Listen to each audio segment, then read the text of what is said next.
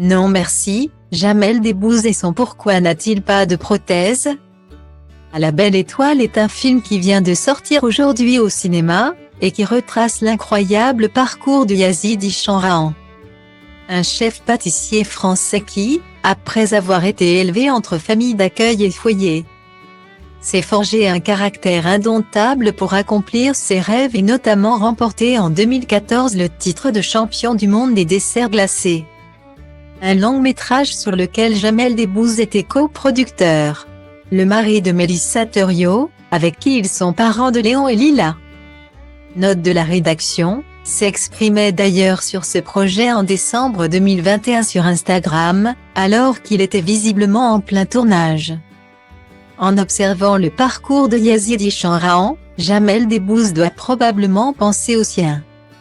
Lui qui a également vécu des moments difficiles dans sa vie, à commencer par son accident à la main.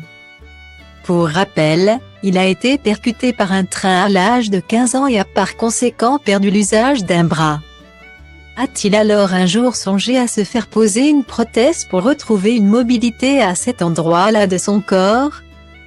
Jamais de la vie, confia-t-il aux Parisiens en 2015, avant d'ajouter, en revanche. S'il y avait un bras bionique pour 40 €, je prends, rire. Pour mettre une prothèse biomimétique. Il faut être amputé, alors retirez mon bras non merci. En revanche, s'il libère les cellules souches. Je serais curieux d'essayer. C'est assez incroyable comme avancée. L'acteur avait également profité de cet entretien avec le quotidien régional pour revenir sur les instants qui ont suivi l'accident.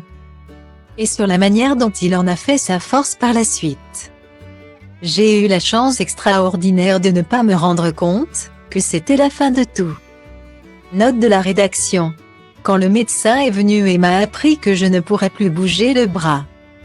Il avait des stylos dans sa poche.